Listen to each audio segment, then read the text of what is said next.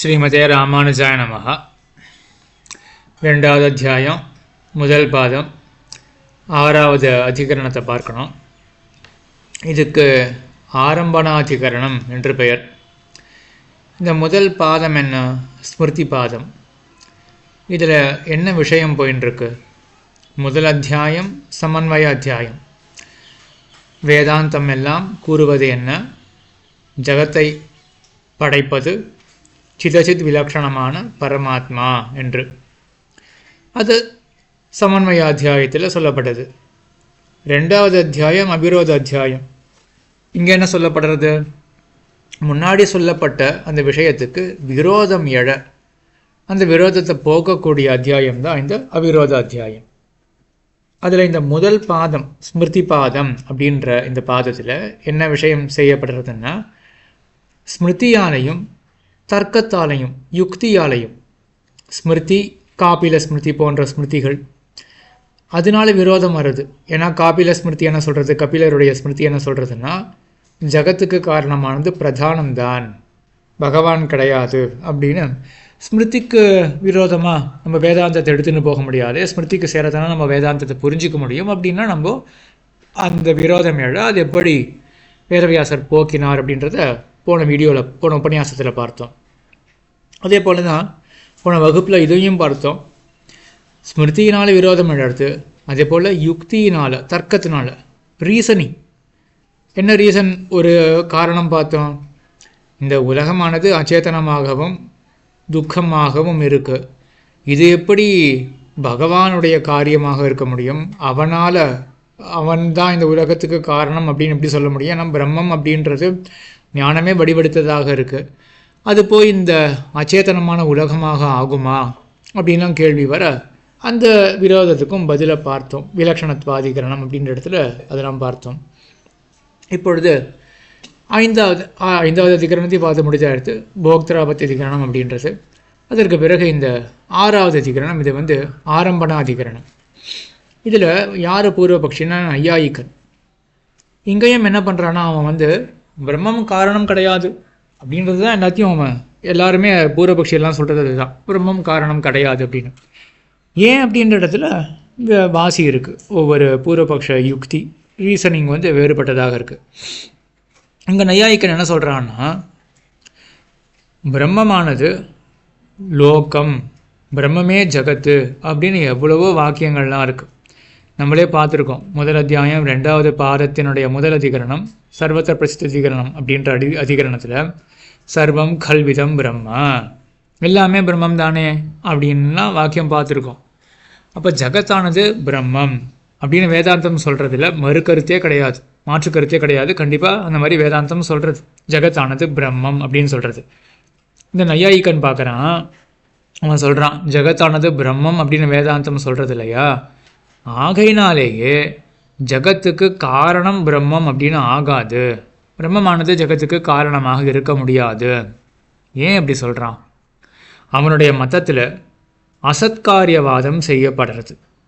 அசத்காரியவாதம்னா காரணம் காரியம், மண்ணு காரணம், குடம் காரியம், நூல்கள் காரணம், துணி காரியம் அப்படின்றது எல்லாருமே ஒப்புக்கொள்கிறது தான்.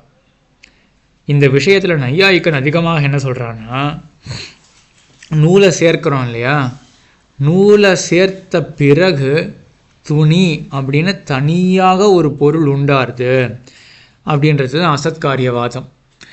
இது ராமானுஜ வித்யா வகுப்பில் இருந்தவர்கள், இல்லாட்டி மற்ற இடத்துல இந்த அசத்காரியவாதத்தை பற்றி கேட்டவர்களுக்கு இது சுலபமாக புரியும், நையாயிக்கனுடைய பட்சம் என்ன அப்படின்றது.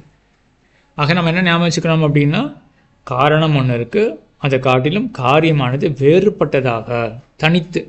100 நூலை சேர்க்குறோம், 100 நூலை சேர்த்தப்புறம் 101ஆவதாக புதுசாக ஒரு பொருள் உண்டாருது, துணி அப்படின்ற பொருள் உண்டாருது அப்படின்றது தான் நையாயிக்கனுடைய அசத்காரியவாதம். சரி, அந்த வாதத்தை கொண்டு இங்கே என்ன சொல்ல விரும்புகிறான் நையாயிக்கன் என்றால், இப்போ நம்ம அந்த சர்வம் கல்விதம் பிரம்ம போன்ற வாக்கியங்களுக்கெல்லாம் போவோம். ஜகத்தானது மொத்தமே பிரம்மம் தான் அப்படின்னு இருக்கா? இது எப்படி நம்ம பார்க்கலாம் அப்படின்னா, இதில் ஒரு ஸ்டேட்மெண்ட் என்னென்னா, A = B அப்படின்னு. ஏ வந்து ஜகத்து, பி பிரம்மம் அப்படின்னு வச்சுப்போமே. அப்போது ஏ இஸ் ஈக்குவல் டு பி, ஜகத்தானது பிரம்மம் அப்படின்னு தெரிஞ்சு போயிடுது. நையாயிக்கனுடைய மத்தத்தில் என்ன ஆகுது? காரணம் அதை காட்டிலும் வேறுபட்டது காரியம். சரியா? இப்போ காரணம் வேற, காரியம் வேற. அப்போ ஜகத்தானது தான் பிரம்மம் அப்படின்னு இருந்தது என்றால், அப்போ பிரம்மமானது எப்படி ஜகத்துக்கு காரணமாக ஆக முடியும்? ஏன்னா காரணம் காரியம் அப்படின்னாலே காரணம் வேற, காரியம் வேற தான். இப்போ பிரம்மமானது காரணம், ஜகத்தானது காரியம் அப்படின்னு சொல்லி ஆயிடுச்சுன்னா, அப்போ ஜகத்தானது வேறு அப்படின்னு தானே ஆகும். அப்போ ஜகத்தானதும் பிரம்மமானதும் ஒன்று தான் அப்படின்னு சொல்கிற வேதாந்த வாக்கியங்கள் எல்லாம் பொய்த்து போயிடுமே. ஆகையினால பிரம்மமானது ஜகத்துக்கு காரணம் கிடையாது அப்படின்னு நையாயிக்கனுடைய விஷயம் இதுதான் சொல்கிற பூர்வபக்ஷம். சரி, ஏன் இங்கே வந்து இந்த நையாயிக்கன் காரணம் வேறு காரியம் வேறு அப்படின்னு ஏன் இவனை உறுதியாக சொல்கிறான்? 100 நூலை சேர்க்கிறோம், நம்ம என்ன தோணும்? இந்த 100 நூல்கள்லாம் கூடி இருக்குது அப்படின்னு தான் தோணும். 101ஆவதாக புதுசாக துணி பட்டம் அப்படின்னு உருவாடுதுன்னு யாருக்குமே தோணாது இல்லையா? இந்த நையாயிக்கன் என்ன சொல்கிறான்னா, இப்போ ஒரு கால் அந்த நூல்கள் சேர்க்கப்பட்ட அந்த நூல்களே தான் துணி அப்படின்னு இருந்ததுன்னா, இப்போ நமக்கு அந்த ஒருமை அப்படின்னு தோன்றது இல்லை. 100 துணி இருக்குது, செதறி இருக்குது, யாருக்காவது ஒன்று அப்படின்னு ஒரு எண்ணம் ஏற்படுமா? ஏற்படாது. ஆனால் துணி உருவான பிறகு, அந்த 100 நூலை சேர்த்த பிறகு தான் ஒரு துணி அப்படின்னு அந்த ஒருமை நமக்கு தோற்றுறது. அப்போது அந்த ஒருமை எதினுடைய ஒருமை? அப்போ ஏதோ ஒரு பொருள் புதுசாக உருவாயிருக்கிறதா தெரியறது அப்படின்னு நான் சொல்கிறான். இது ஒரு காரணம். அதே போல் நம்மளுடைய புத்தியிலேயே ஒரு பேதம் இருக்குது அப்படின்னு சொல்கிறான். இப்போ ஒரு ரூம் எடுத்துப்போமே, ரூமில் வந்து சேர் இருக்குது, டேபிள் இருக்குது, சேருக்கு டேபிள் இருக்குது அப்படின்னு எல்லாருக்கும் தோணும். புதுசாக ஒருத்தர் சோஃபாவை கொண்டு வைக்கிறார், அப்போ நம்ம புத்தியே மாறும் இல்லையா? சோஃபா இருக்குது அப்படின்னு கண்ணாக்கு எதிரில் தெரியக்கூடிய அந்த சோஃபாவை பார்த்து நமக்கு ஒரு புத்தி ஏற்படும் இல்லையா? எதிரில் சோஃபா இருக்குது அப்படின்னு. அப்போது இந்த புத்தி மாறுகிறது அப்படின்னா அதுக்கு என்ன தெரியறது? அதனால் அப்போது ஒரு எக்ஸ்ட்ராவாக பொருள் வந்திருக்கு அப்படின்னு தெரியறது. இதே போல் இந்த நூல் விஷயத்தில் பார்த்தோன்னா 100 நூல்கள் இருக்கு இல்லையா? 100 நூல் அப்படின்னே தோன்றது. எல்லாத்தையும் சேர்த்து முடித்த பிறகு துணி அப்படின்னு புதுசாக ஒரு புத்தி ஏற்படுறது நமக்கு. அப்போ புதுசாக பொருள் உண்டாயிருக்கணுமே அங்கே அப்படின்னு அது ஒன்று சொல்கிறான். இதே போல் இப்போ ஒரு கால் நூற்கள் தான் வந்து துணி பட்டம் அப்படின்னு இருந்தது என்றால், அப்போ நூலை கொண்டு யாராவது உடம்பை மறைச்சிக்க முடியுமா? நூலுக்கு பயன் வேற, ஆனால் துணியை கொண்டு அந்த பயனை எய்த முடியும், உடம்பை மறைச்சிக்க முடியும் இல்லையா? அப்போ எப்படி ஜலத்தை கொண்டு வரத்துக்கு துணியானது பயன்படாது, அது குடத்தால் தான் அந்த பயனை எய்த முடியும். அப்போ குடமானது வேறு, துணியானது வேறு, வெவ்வேறு பயன்பாடுகள் இருக்கிறபடியினால. அதே போல் நூலுக்கு பயன் வேறு, துணிக்கு பயன் வேறு. ஆக நூலே தான் துணின்னு சொல்ல முடியாது, நூல்கள்லாம் சேர்ந்த பிறகு துணின்னு புதுசாக ஒன்று உருவாடுதுன்னு கொண்டாகணுமே அப்படின்னு ஒரு விஷயம் சொல்கிறான்.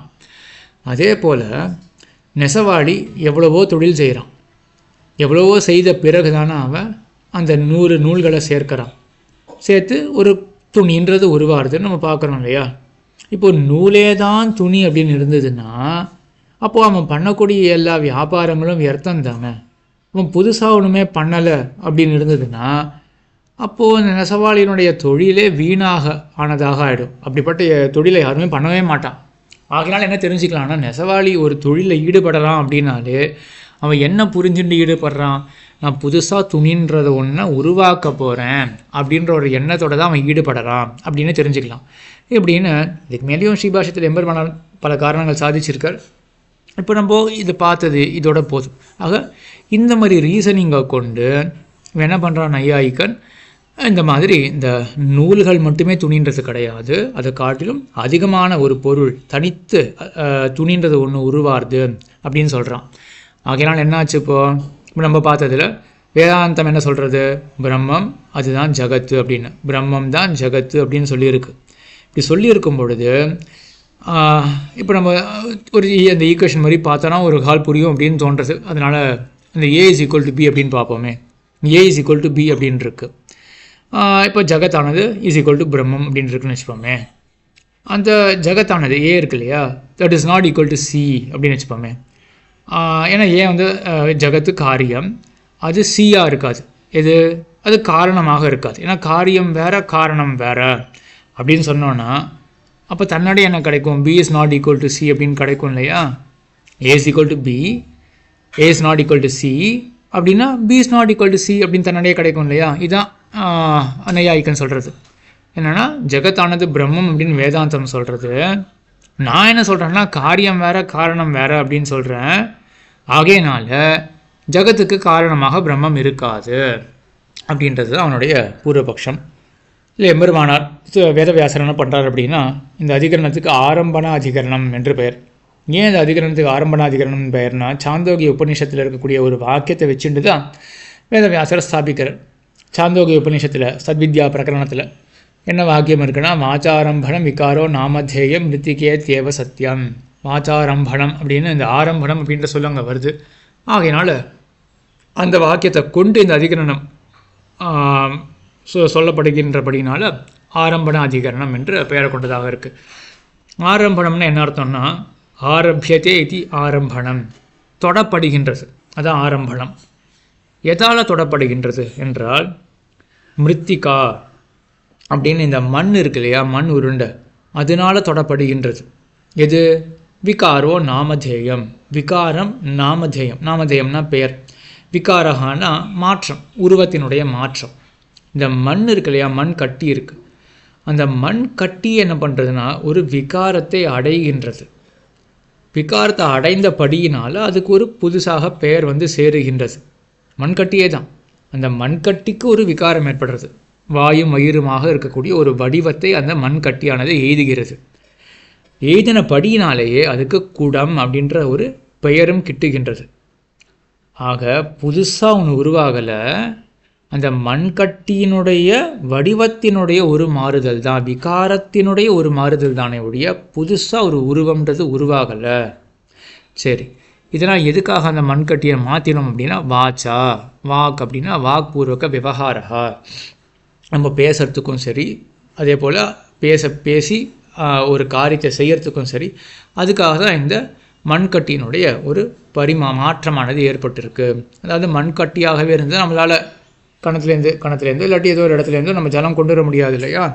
அது வாயும் வயிறும் கொண்ட ஒரு வடிவத்தை எய்தினால்தான், குடமாக மாறினால்தான் நம்ம போய் ஜலத்தை கொண்டு வர முடியும்.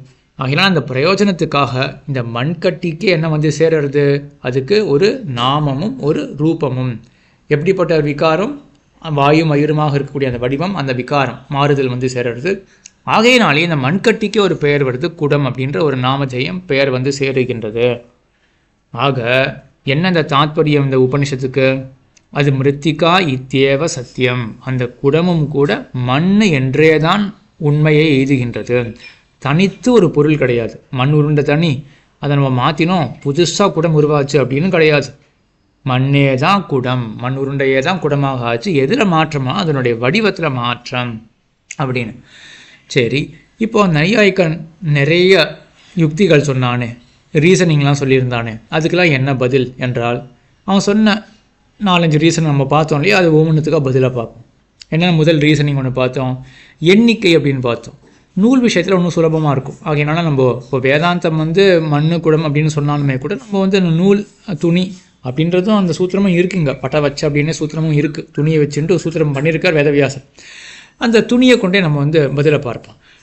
100 நூல் இருக்குது, 100 நூலை சேர்த்தா அதுக்கப்புறம் ஒரு துணி அப்படின்னு அந்த ஒருமை தெரிகிறது. அப்போது ஒரு புதுசாக பொருள் உண்டாயிருக்கு, அது அப்படி தானே கொள்ளணும் அப்படின்னு நையாயிக்கன் சொன்னாலையா. அதுக்கு என்ன பதில்னா, இந்த ஒருமை எதினுடைய ஒருமை? சங்காத்தத்தினுடைய ஒருமை, கூட்டத்தினுடைய ஒருமை. கற்றுக்கறவை கணங்கள் பல கறந்து அப்படின்னா அங்கே கூட்டமே பல திருவாய்ப்பாடியில்.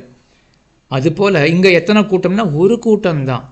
100 நூல் சேர்ந்து ஒரு கூட்டமாக இருக்கு இல்லையா, கூட்டத்தினுடைய ஒருமை. அதுக்கு பதில் வந்துடுத்து. நையாயிக்கன் என்ன கேட்டான், ஒரு துணி அப்படின்னு சொல்கிறோமே, அந்த ஒருமை எதினுடையது? அப்போ ஒரு புதுசாக பொருள் எடுத்துக்கணுமே அப்படின்னு கேட்க பதில் என்ன? அந்த ஒருமையானது கூட்டத்தினுடைய ஒருமை, ஒரு கூட்டம் அப்படின்றது அது இங்கே பதில். அப்புறம் என்ன கேட்டான், இந்த நூலை கொண்டு புத்தி மாறுறது அப்படின்னு கேட்டான் இல்லையா. நூலை கொண்டு நம்ம துணி அப்படின்ற புத்தி வரலையே. புதுசாக சோஃபாவை ஒரு ரூமுக்குள்ளே எடுத்துகிட்டு வந்தால் தான் நமக்கு என்ன சோஃபா அப்படின்னு புதுசாக ஒரு புத்தி தோன்றுறது. அப்போது புத்தி மாறுபாடு இருந்தாலே அது என்ன காட்டுறதுன்னா புதுசாக ஒரு பொருள் உண்டாயிருக்கு, வந்திருக்கு அப்படின்றத காட்டுறது அப்படின்னு சொன்னான் இல்லையா. அதுக்கு தான் எம்பெருமானார் என்ன சொன்னார் அப்படின்னா, வெறும் புதுசாக பொருள் இருந்தால் தான் புத்தி மாற்றம் அப்படின்றது அவசியம் கிடையாது. அவஸ்தா பேதத்தினாலும் நம்மளுடைய புத்தியானது மாறுமே. ஒரே ஒருத்தன் தான் ராமன் அப்படின்றவன், அவன் சிறு வயசில் இருக்கான். அப்போது நமக்கு ஒரு மாதிரி தோன்றுறது, அயம் யுவா அப்படின்னு தோன்றுறது, இவன் இளைஞன் அப்படின்னு தோன்றுறது. அயம் விருத்தகா, அவன் மூப்பெய்தின பிறகு அந்த உடம்பை பார்த்து அயம் விருத்தகா அப்படின்னு சொல்கிறோம் இல்லையா. அப்படி இருக்கும் பொழுது அங்கே புதுசான உருவம் கிடையாது. யாருமே அந்த உங்கள் புதுசான உருவம்னு ஒத்துக்க போகிறது கிடையாது. நையாயிக்கன்னு கொஞ்சம் ஒத்துப்பாங்க அங்கேயும் அந்த புதுசான உருவம் அப்படின்னு. ஆக பொதுவாக யார் மொத்தத்துலேயும் அந்த ராமன் அப்படின்ற இடத்துல ஒரு புதுசாக ஒருத்தன் உருவாயிருக்கான் அப்படின்றது சொல்ல மாட்டார்கள்.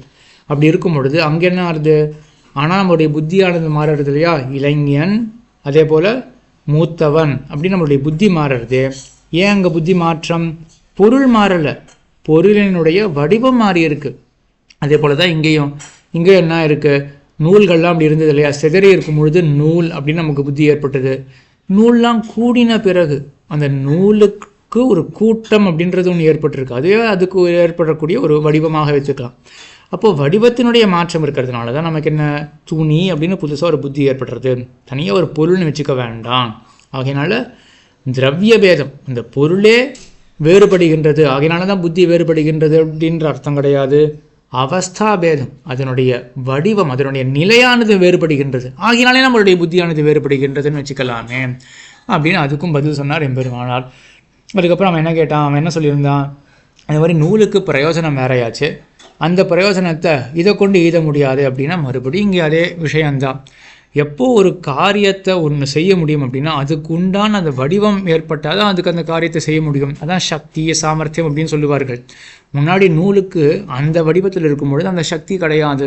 இப்போது சேர்ந்த பிறகு தான் மறைக்கக்கூடிய அந்த சாமர்த்தியம் சக்தியானது நூலுக்கு இருக்குது. ஆக அதே நூலுக்கு தான், நூலை காட்டிலும் தனித்து ஒரு துணி அப்படின்றது கிடையாது. முன்னாடி நூலாக சிதறி இருக்கும் பொழுது மறைக்கக்கூடிய சாமர்த்தியம் அதுக்கு கிடையாது. சேர்ந்த பிறகு தான் அந்த சாமர்த்தியம் இருக்குது அந்த நூலுக்கு. அதனால் இங்கேயும் நம்ம தனித்து ஒரு பொருளாக கொள்ள வேண்டாம், ஒரே பொருள் தான். அதுக்கு தான் வெவ்வேறு அவஸ்தைகளில் வெவ்வேறு சாமர்த்தியம் இருக்கும், வெவ்வேறு நிலைகளில் வெவ்வேறு சாமர்த்தியம் இருக்கும் அப்படின்னு சொன்னார். அதுக்கப்புறம் நெசவாளி இவ்வளோ செய்கிறானே தொழில், அவன் புதுசாக ஒரு பொருள் ஏற்படலை அப்படின்னா எதுக்காக இவ்வளோ செய்கிறான் அப்படின்னா இதுக்கு சுலபமான பதில் தான். நெசவாளி செய்யக்கூடிய இவ்வளவு தொழிலும் எதுக்காக, இந்த வடிவம் ஏற்பட வேண்டும் அப்படின்றதுக்காக தான். ஆகினால இப்படி பதில் சொல்லி என்ன ஸ்தாபித்தார், காரணம் காரியம் ரெண்டும் ஒன்று தான். புதுசாக காரியம் அப்படின்றது, அந்த அசத்காரியவாதம்ன்றது ஏற்புடையது அன்று. ஆக காரியன்றது புதுசாக கிடையாது அப்படின்னு சொன்னதுனால இப்போ நம்மளோட ஈக்குவேஷனுக்கு போவோமே. A=Bன்னு வேதாந்தம் சொல்லியிருக்கு. ஜகத்தானது அது பிரம்மம் அப்படின்னு சொல்லியிருக்கு இல்லையா. நையாயிக்கன் தான் புதுசாக ஒரு ஈக்குவேஷன் சொன்னான், A=C அப்படின்ற மாதிரி சொன்னான் அவன். அது கிடையாது அப்படின்னு ஆயிடுத்து. ஆகையினால ஜகத்தானது பிரம்மம் அப்படின்னு சொல்லிட்டு அந்த பிரம்மம் தான் ஜகத்துக்கு காரணம் அப்படின்னு சொல்கிறதுல ஒரு பிசகும் கிடையாது அப்படின்றது தான் இந்த ஆரம்பண அதிகரணத்தில் எம்பெருமானார் சாதிக்கிறார். இது 6வது அதிகரணம். இதற்கு பிறகு இதர விபதேசாதிகரணம். இதில் என்ன சொல்லப்படுறதுன்னா, இதர விபதேசாதிகரணத்தில் இதரஹா அப்படின்றவன் ஜீவன். அந்த ஜீவனானவன் பிரம்மமாகவே உபதேசிக்கப்படுகின்றான் பல பல இடங்களில். ஏன்னா மொத்த ஜகத்துமே பிரம்மம் அப்படின்னு சொல்கிற வேதாந்தம் ஜீவனையும் அங்கங்கே பிரம்மம் அப்படின்னு சொல்லி வச்சுருக்கு இல்லையா. ஆக அந்த இதரன்னா வேறுபட்டவன், மற்றொருவன். யார்? பிரம்மத்தை காட்டில் மற்றொருவன் இங்கே சொல்லப்படுறவன் ஜீவாத்மா. அவன் பிரம்மமாகவே அங்கங்கே சொல்லப்பட்டிருக்கான். சரி, இப்போ அதனால என்ன சிரமம்னா இங்கே லாஜிக் உதைக்கிறது அப்படின்னு சொல்கிறான் பூர்வபக்ஷி. இங்கே ஸ்பெசிஃபிக்காக குறிப்பிட்டினார் பூர்வபக்ஷி அப்படின்னு கிடையாது. பொதுவாக லாஜிக் உடையப்படுறது அப்படின்னு ஒரு சங்கை எடுறது. என்ன இங்கே தாத்பரியம்னா, இப்போ பிரம்மமே தான் ஜீவாத்மா அப்படின்னு வச்சுப்போமே. பிரம்மமானது உலகத்தை படைக்கிறது அப்படின்றது தான் இது சமன்வய அத்தியாயத்தில் சொல்லப்பட்ட விஷயம். அது ஒட்டலையே அப்படின்னு ஒரு சங்கை. ஏன்னா பிரம்மமானது உலகத்தை படைக்கிறது, உலகம் எப்படிப்பட்டதாக இருக்குது, பெருத்த துக்கத்தை கொடுக்கக்கூடியதாக இருக்குது. சரி, இது எல்லாருமே ஒத்துக்கக்கூடிய விஷயம்தான், இதில் சந்தேகமே கிடையாது. வேதாந்தம் என்ன சொல்கிறதுன்னா, பிரம்மமும் ஜீவனும் ஒன்று தான் அப்படின்னு, இந்த ஜீவனையே தான் பிரம்மம் அப்படின்னு வேதாந்தம் சொல்கிறது. இப்படி இருக்குன்னா அப்போது தான் ஜீவன் அப்படின்னா அப்போ தனக்கே ஒரு துக்கத்தை விளைக்கக்கூடிய இந்த சிருஷ்டியை பிரம்மம் பண்ணுமா? எப்படி பிரம்மமானது படைக்கும் அப்படின்றது தான் இந்த அதிகரணத்தினுடைய பூர்வபக்ஷம். பிரம்மம் ஆகினால உலகத்துக்கு காரணம்னு சொல்ல முடியாது அப்படின்னு பூர்வபக்ஷம் எழ, இங்கே என்னென்னா அதிகம் அப்படின்னு சூத்திரக்காரர் சொல்கிறார். ஜீவாத்மாவை காட்டிலும் பரமாத்மா வேறுபட்டவனாக அதிகமாக தான் பல இடங்களில் சொல்லப்பட்டிருக்கான். ஜீவாத்மாவுக்கு அந்தர்யாமியாக இருந்து கொண்டு அந்த பகவான் ஜீவாத்மாவை செலுத்துகிறான் அப்படின்னா பல இடங்களில் வேதாந்தம் சொல்லுகின்றது. சரி, அப்போ ஏன் பிரம்மமே தான் ஜீவாத்மா அப்படின்னும் வேதாந்தம் சொல்கிறது அப்படின்னா இதெல்லாம் நம்ம நிறைய கேள்விப்பட்ட விஷயங்கள் தான். ஏன் பிரம்மமே தான் ஜீவாத்மா அப்படின்னு வேதாந்தம் சொல்கிறது அப்படின்னா இதை கூட நம்ம வாக்கியான்வய அதிகரணத்தில் பார்த்ததான் ஞாபகம். அங்கே ஒரு கால் சொன்னேன்னா இல்லையான்னு தெரியல. அங்கே அவஸ்திதேகே அப்படின்னு ஒரு சூத்திரம் வரும். என்ன சொல்கிறது அப்படின்னா எல்லா பொருள்களுக்குள்ளேயும் உள்ளுரையாக பகவான் இருக்கிறதுனால இதான் நம்ம அபரியவசான விருத்தி அப்படின்னு பார்த்துருக்கோம். அந்த பொருளை சொல்லக்கூடிய சொல்லானது நேராக அந்த அந்தர்யாமி உள்ளே இருக்கிற அந்தர்யாமி அளவும் போய் கிட்டும், அதை போய் தட்டும் அப்படின்னு அந்த அவஸ்திதி பகவான் உள்ளே இருக்கிறபடினால சொற்கள் எல்லாம் அவனை குறிக்கிறதுக்கு சக்தி பெற்றவை. ஆகையினால ஜீவாத்மாவே பிரம்மம் அப்படின்னா இப்போ என்ன அர்த்தம் அந்த வாக்கியத்துக்கு? ஜீவாத்மா அப்படின்ற சொல்லுக்கே என்ன அர்த்தம்? ஜீவாத்மாவை அந்தர்யாமியாக கொண்ட பரமாத்மா அப்படின்னு அர்த்தம். அப்போ ஜீவாத்மா அந்தர்யாமியாக கொண்ட அது பிரம்மம் அப்படின்னு சொன்னால் என்ன தப்பு இருக்குது? ஆகையினால இந்த இதர விபதேசாதிகரணத்தினுடைய பதில் இவ்வளவு தான். பூர்வபக்ஷி என்ன அபிப்பிராயத்தோட கேட்டான்? பிரம்மம் ஜீவாத்மா ரெண்டும் ஒன்று தான் அப்படின்னா தனக்கே ஒரு தீமையை தேடிக்கொள்ளுமா பிரம்மம் அப்படின்ற கேள்வி வர பதில் என்ன அப்படின்னா ஜீவாத்மாவை காட்டிலும் வேறுபட்டவன் பரமாத்மா அப்படின்றது தான் பதில். கூடவே சேர்ந்து அப்போ ஏன் அப்போது வேதாந்தம் அங்கே ஜீவாத்மாவும் பரமாத்மாவும் ஒன்று தான் அப்படின்னு சொல்லியிருக்கே அப்படின்னா ஜீவாத்மாவை கொண்டே பரமாத்மாவை சொல்கிறது அப்படின்னா அந்தந்த இடங்களெல்லாம் ஜீவாத்மான்ற சொல்லி என்ன பண்ணுறதுன்னா பரமாத்மாவை காட்டுறது அபரியவசான விருத்தியினால் அப்படின்னு. இது 7வது அதிகரணம். இதற்கு பிறகு 8வது அதிகரணம் உபசம்ஹார தர்சன அதிகரணம் அப்படின்ற அதிகரணம். இதில் என்ன பூர்வபக்ஷம் அப்படின்னா இதெல்லாம் ரொம்ப சின்ன அதிகரணம். இந்த ஆரம்பண அதிகரணம்ன்றது ரொம்ப பெருசு. அத்வைத்த மதத்தெல்லாம் ரொம்ப கண்டனம் பண்ணியிருக்கார். அத்வைத்த மதத்தில் 2 மதம் உண்டு, பிரம்மா அஜ்ஞானவாதம் ஜீவ அஜ்ஞானவாதம் அப்படின்னு எல்லாத்தையும் எம்பெருமானார் விபுலமாக கண்டனம் பண்ணியிருக்கார். அது பக்கம்லாம் நம்ம போகலை. அதுக்கப்புறம் பார்த்த இந்த 7வது அதிகரணம் இருக்குல்ல, இதர விபதேச அதிகரணம், இதுவும் ரொம்ப முக்கியமான அதிகரணம். ஏன்னா இதில் இந்த ஜீவாத்மாவை காட்டிலும் பரமாத்மா பேதம் அப்படின்றது இந்த அதிகரணத்தில் தான் ஸ்தாபிக்கப்படுறது அப்படின்னு எம்பெருமானார் காட்டுறார். இப்போ நம்ம பார்க்குற இந்த 8வது அதிகரணம், இந்த உபசம்ஹார அதிகரணம் அப்படின்றது எம்பெருமானாரே சொல்லிட்டார். இந்த அதிகரணம் ரொம்ப மந்தமான ஒரு சங்கை. இப்படிப்பட்ட ஒரு சங்கையெல்லாம் பெருசாக வாசவாளுக்கு வரவே வராது. சும்மா யாரோ ஏன்னா தோணுன்னு கேட்டால் கூட அதுக்கும் பதில் சொல்லி ஆகணுமே அப்படின்றதுக்காக வேதவியாசர் சொல்கிறேன்ற மாதிரி தான் மந்த சங்கா அப்படின்னு சொல்லுவார்கள். என்ன இந்த சங்கை, என்ன இங்கே சந்தேகம் எழுது இந்த அதிகரணத்தில் அப்படின்னா, இப்போ பிரம்மமானது உலகத்துக்கு காரணம் சரி, ஆனால் எந்த ஒரு காரண பொருளுக்குமே உபகாரணம் வேணும். உபகரணம் இல்லாமல் யாருமே எதுவுமே செய்ய முடியாது. லோகத்தில் எப்படி தானே பார்க்குறோம். பெரிய சக்தி ஒருத்தன் கொண்டு இருக்கலாம், பெரிய சக்திமானாக இருந்தால் கூட அவனுக்குன்னு உபகரணம் வேணும் இல்லையா? உபகரணம் இருந்த பிறகு தான், உபகரணம்னா டூல்ஸ், கத்தியோ கூட ஏதோ ஒன்று அந்த மாதிரி டூல்ஸ் இருந்தால் தான் அதுக்கப்புறம் சக்தி உள்ளவன் மரத்தை வெட்ட முடியும். சக்தி இருக்குது ஆனால் டூல்ஸே இல்லை அப்படின்னா எப்படி அவன் மரத்தை வெட்டுவான்? அப்போ சக்தி இல்லாதவன் அவன் என்ன பண்ணுவான்? உபகரணம் இருந்தால் கூட அவனால் காரியத்தை செய்ய முடியாது. ஆனால் சக்தி இருக்கிறவன் அதுவே போதும்னு இருக்க முடியாது, அவனுக்கு உபகரணங்கள்லாம் வேணுமே. ஆகையினால பிரம்மத்துக்கும் என்னென்னா பிரளய காலத்தில் என்ன இருக்குது? சதேவ சோமியதம் அக்ர ஆசீத் அப்படின்னு ஏக்கமேவ அப்படின்னு ஒன்றா இருந்தது. எந்த வேறுபாடும் இல்லாமல் எந்த விபாகம் இல்லாமல் ஒன்றா எல்லாமே நாம ரூபத்தை இழந்திருந்தது இல்லையா? இழந்திருந்தது எப்போது? பிரளய காலத்தில். அப்போ எந்த உபகரணங்களுமே இருந்திருக்காது. அப்போ பிரம்மமானது எப்படி படைக்கும் அப்படின்னு ஒரு சின்ன சந்தேகம் எழ அதுக்கு என்ன சொன்னார்னா க்ஷீரவத்தி அப்படின்னார். க்ஷீரத்தை போல் அப்படின்னார். க்ஷீரம் பால் இருக்கு இல்லையா? பாலானது தயிராக மாறுறது என்ன உபகரணம் வேண்டியிருக்கு?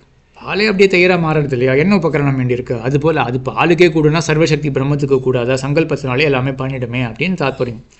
அதுக்கு மேலே சந்தேகம் கேட்டுக்கிறார் எம்பெருமானார்.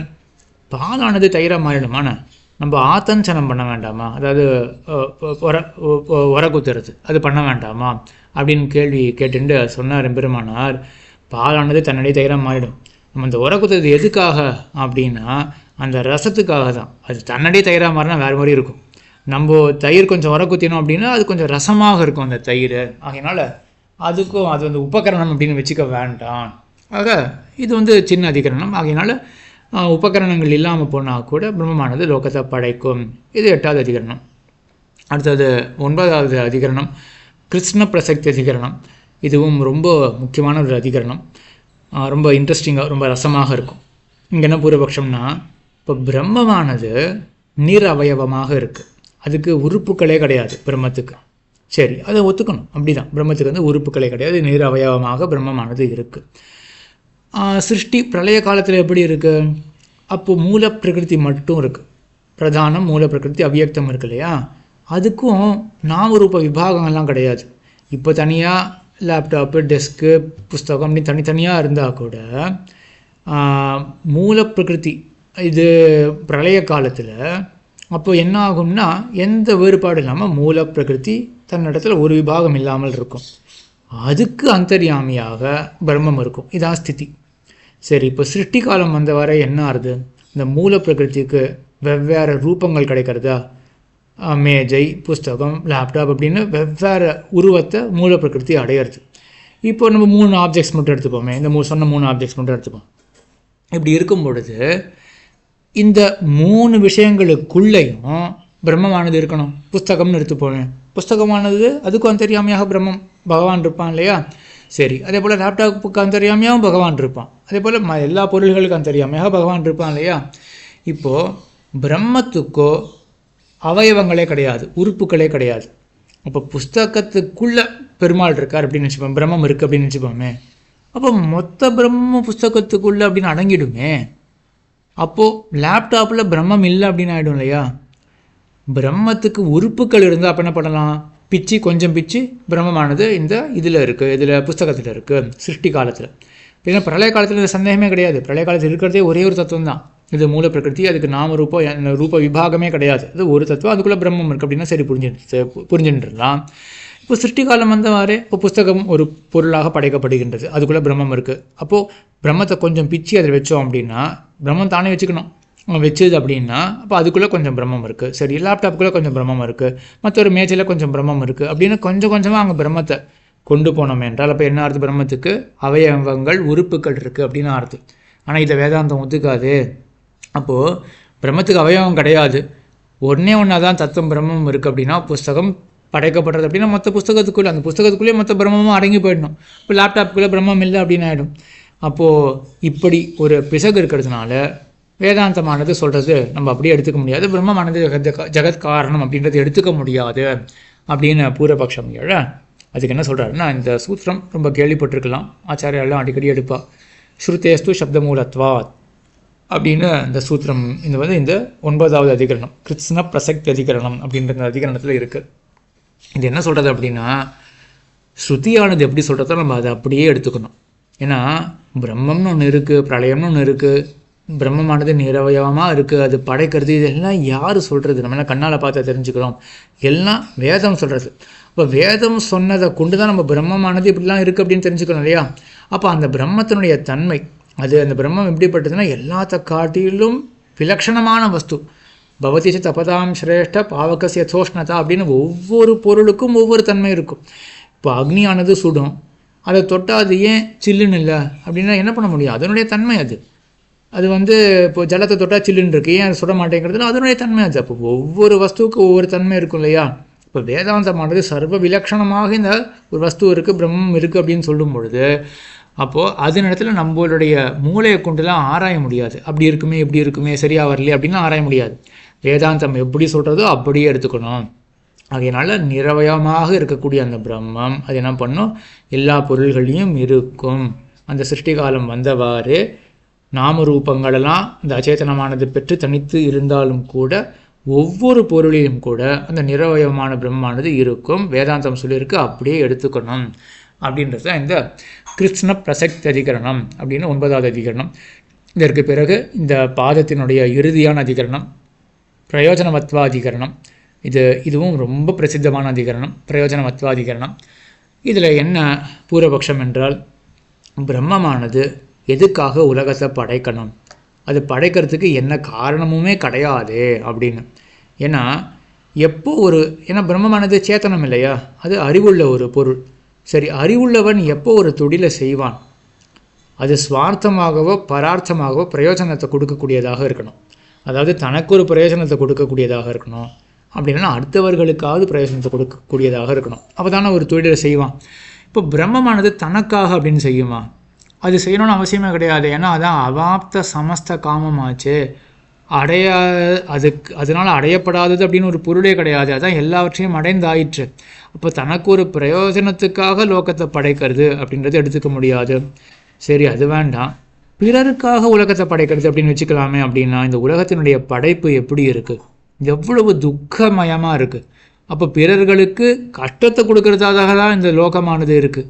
அப்படி இருக்கும்பொழுது பிறருக்காக படைக்கிறது அப்படின்னு கொள்ள முடியாது. ஆக பிரம்மம் அவாப்த சமஸ்த காமமான பிரம்மமானது உலகத்தை படைக்கிறதுன்றது எடுத்துக்க முடியாது அப்படின்னு பூர்வபக்ஷம் எழ, இந்த சூத்திரமும் அநேகமாக கேள்விப்பட்டிருக்கலாம். லோகவத்து லீலா கைவல்யம் அப்படின்னு இந்த உலகத்தினுடைய படைப்பு இருக்கு இல்லையா, இதுவே ஒரு லீலை தான்.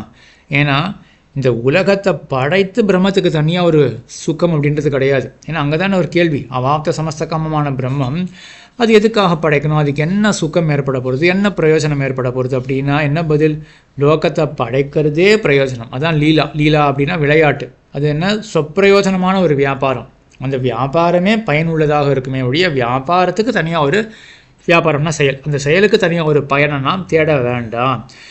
அதுக்கு மேலே ஒரு கேள்வி வரலாம், நம்ம பிரம்மம் தான் எல்லாமே பண்ணதாக எல்லாமே பெற்றதாக இருந்தால் அது இந்த செயலில் கூட ஏன் ஈடுபடணும், அது எல்லாமே பெற்றாயிடுத்து, அது ஏன் இந்த செயலில் ஈடுபடணும் அப்படின்னு ஒரு மேலே ஒரு கேள்வி வரும் இல்லையா. அதுக்கு தான் எங்கள் லோகவத் அப்படின்னு இருக்குது. லோகத்தில் அப்படி தான் நம்ம காண்கிறோம். என்ன காண்கிறோம் அப்படின்னா, ஒரு ராஜா எல்லாவற்றையும் பெற்றவனாக இருந்தாலுமே கூட அவன் ஏதோ ஒரு விளையாட்டை பண்ண போகிறான். ஏன், அவனுக்கு பிடிச்சிருக்கு. அவன் லோகத்தை மொத்த லோகத்தையும் ஒரு நாயகமாக உலகுடன் ஆண்டவர் அப்படின்னு மொத்தத்தையும் அவன் ஆள்பவனாக இருக்கலாம்.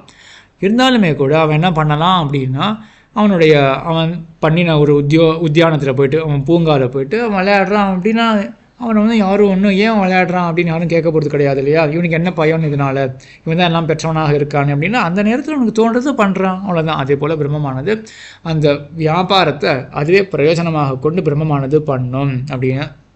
இதுதான் மேலே சந்தேகம் வரலாம்.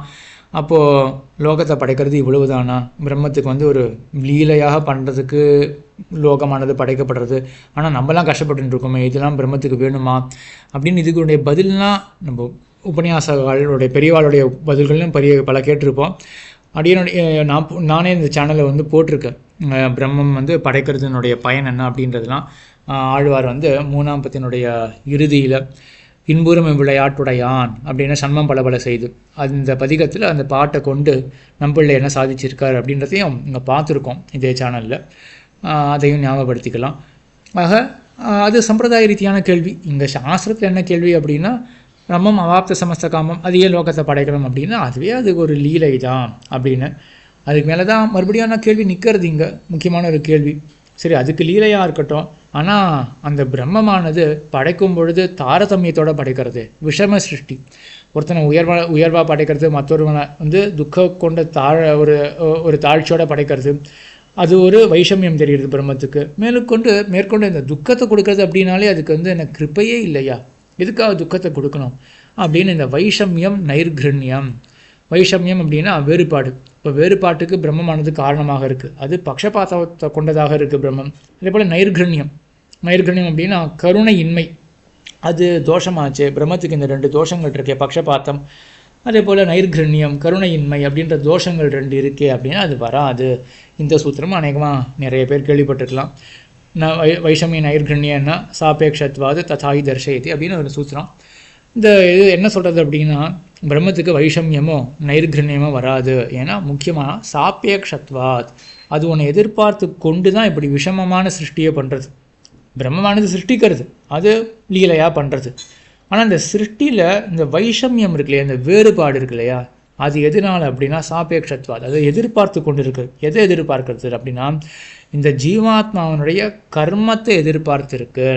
இப்போ ஜீவாத்மானுடைய கர்மத்துக்கு தக்கவாறு புண்ணியன புண்ணியோ பவதி பாபஃப் பாப்பேனா அப்படின்னா சாதுகாரி சாது பவதி பாபகாரி பாபக பவதி அப்படின்லாம் வேதாந்தம் சொல்லியிருக்கு. அதே போல் முக்கியமாக விஷ்ணு புராணத்தில் நிமித்த மாத்திரமேவாசௌ சிருஜ்யானாம் சர்க்க கர்மணி பிரதான காரணபூத சா சக்தி சிருஜ்ய சக்தியா அப்படின்ற போல் ஒரு இது ஸ்லோகம் இருக்குது.